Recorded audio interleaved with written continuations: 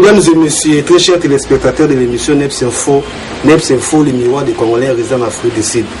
Nous sommes à travers notre émission, dans le miroir, dans le parce que nous sommes NEPS Info, toujours la communauté congolaise, et ça en Afrique du Sud. Toyebi ba congolais to ba activité belé ba congolais belé bazan ba shop ba congolais belé bazan ba campagne ba sécurité et lelo j'ai l'honneur de recevoir pour vous une dame. Alors la dame en question dont passer micro à se présenter Yemoko azana makambo ko yebisa bino azana message à kopesa. Je suis sûr et certain que le message oyo à kopesa na cadre de business elle est la seule ou soit pour moi c'est pour la première fois en Afrique si tout le monde a éloko oyo a mené bino à travers l'émission sur NEPS Info. Alors sans plus tarder nos PC micro à se présenter Yemoko na bande ko bona biso. Bande ko ta aussi qu'on émission NEPS Info on peut se présenter pas de problème.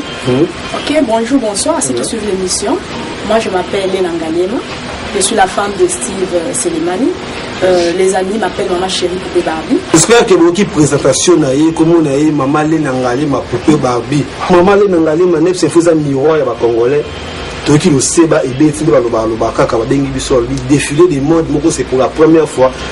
Comme on a Congolais ou Congolaise, ça c'est le cas bon Selemani. Vous voyez, défilé des modes, on est Selemani qui est dans le cadre. Bon, défiler des modes, ils ont un cadre ligne. Et ça parce que d'abord, nous avons la shop. Ce que je disais, ça fait 6 ans qu'il a ça, nous avons un haut affront en tant que manager pour diriger shop. Alors, on a CP Mingi, je remercie mon mari de m'avoir donné cette occasion de jouer aussi mon shop. C'est pourquoi j'ai fait ces défilés des modes. C'était juste pour la publicité, le marketing. C'est pourquoi j'ai fait ces défilés des modes. Je sais que ça s'est fait rare chez les Congolais ou Congolaises, mais c'est l'exemple qu'on donne que le rêve se réalise. Moi, je veux dire que my dream come true.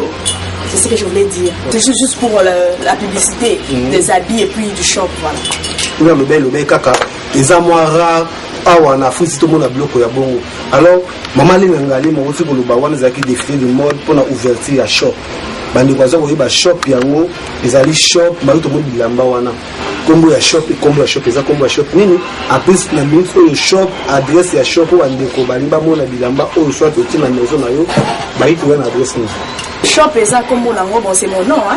Lena Ngalema Fashion Wear. C'est ça le nom de shop. À part ça je vais commencer à coudre, là ça sera Lena Mode. Le shop ce sera ici à Belleville, sur Foutré Carotte 85. Donc Belleville, on m'a fait ce building. Le shop sera là au Grand Flow. Sans oublier aussi la maison de gym que mon mari va ouvrir. La maison de gym c'est Steve Gym Place. Donc c'est ça, voilà, c'était pour l'ouverture qu'on a fait les défilés de mode. Et bien, c'est ça.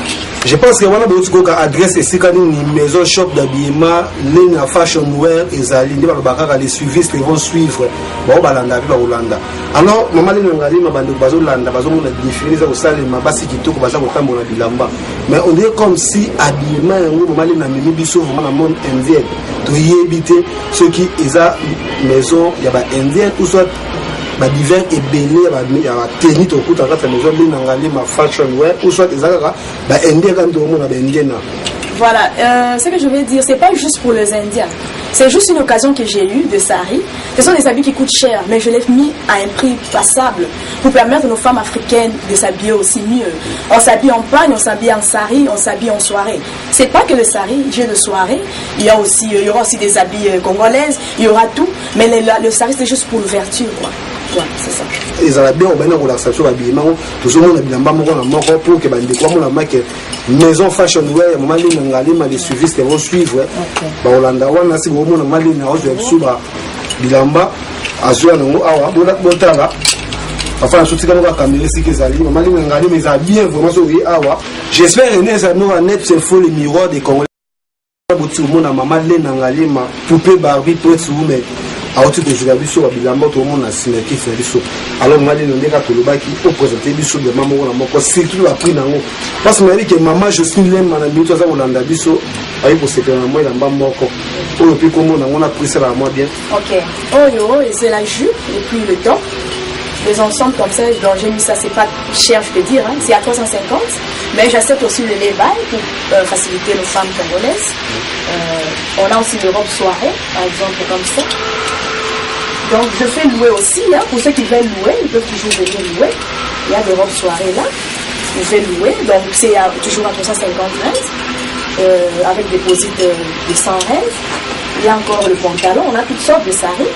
Je dis, maman, vous avez vraiment à la mode indienne. Voilà. Oh, oui, combien? 350 toujours. 350. On va plus abordable. Voilà. Et ça c'est à 400. On a le top. Et puis le wrap-around. Le top là, vous voyez comment c'est bien travaillé. Et puis il y a une jupe là. Voilà. Et puis ça aussi son foulard. Oui, ça va bien. C'est à 400 rentes. Okay. Mais j'accepte les bails pour faciliter nos femmes. Maman, montant à 350. Ouais, on a montant là parce qu'il y a un peu de somme c'est bon, tu as un prix à gros, on a pris le cola à kilo. C'est pourquoi la ligne tu peux dire bon et belleté, on a aider les femmes africaines quoi, congolaises ou sud-africaines, blanches ou quoi, voilà avec tout. Maman Nangale ma prête ou même babila tissa bango na 350 sirène babi basi o mingi mingi abinga la morphologie qui fait baver. Je suis le ma ezala bien ba prix o yo ki o ko so beaucoup de maman Nangale ma et ça moi bien.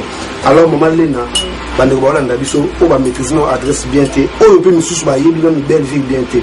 Alors na moyen ni sous ba ko contacter yo sur Facebook, contact téléphonique au pesa numéro et ça moi bien pour que bango mo na yo ma causer na téléphone parce que ici quand il ko mo na bilamba ki toko ala enze. OK, la copie sa numéro bien la numéro na yanda.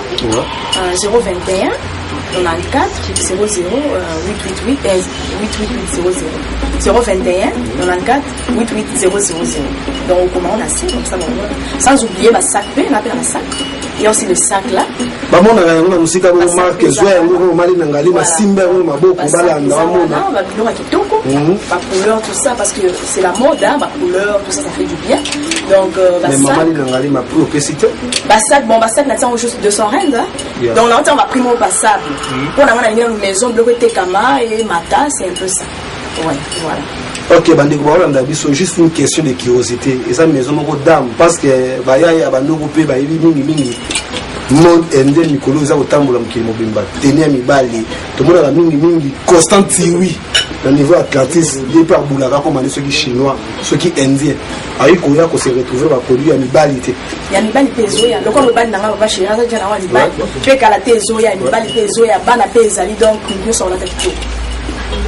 Mutu so hata kitoko wana ezaki pona bino mama le nangale ma prêtre women poupée babi mukonza ba mama lelo alakisi ki niveau ne mukonza ba mama na baka Emily Musengele 1000 fois plus belle pa mama Jina Ilanga mutu a contrôler ba mama niveau Atlantis sans oublier no baka la morphologie qui fait baver Jocelyne Lema mama le nangale matoko na suka ba dédicace ou soit question mo fait tout na yo tout noté au beti 7000 kaka pour la maison d'habillement et pourtant tu dis que papa Steve Ocas papa chéri comme ça papa yep à la maison Steve Jim donc veut dire bah il y a tout à moi Tora il y a ba Tora si mandat pour moi tout ce système on a parce que à la belle ville toujours couple au besoin au monde na linga ba on est partenaire officiel de l'émission c'est faut ba signer la émission les lots ba sungi ba ya ba sungi ba maman alors pour la ba mi ba pour la maison Jim juste des mots parce que papa zaté aussi l'intérim là.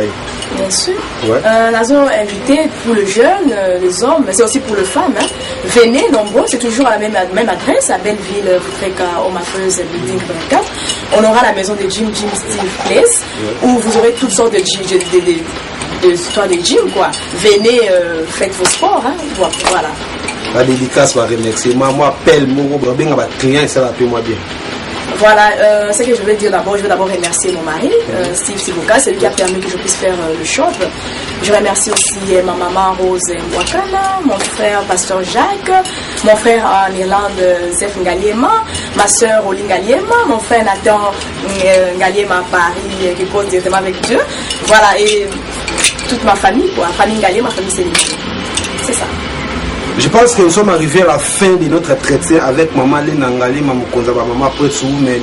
Wana ezalaki pour une présentation officielle de la maison Fashion Wear de Maman Lenangali, Matoya Karana, parce que tout est à l'indienne. Je pense que la prochaine volume, Momo Nangai, mon connaître info, votre humble présentateur, Naoulata, la style indienne. Wana vraiment, ils ont habillement au Moninga Lanzila. Bien merci, il a un parce que tous les dédicaces, ils ont un maman, une maison d'habillement. Yangwana, Tokabani, remercie derrière la caméra à Constant Tiwi.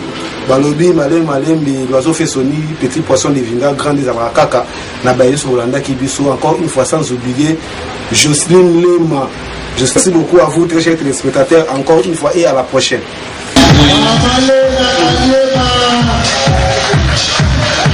Alors,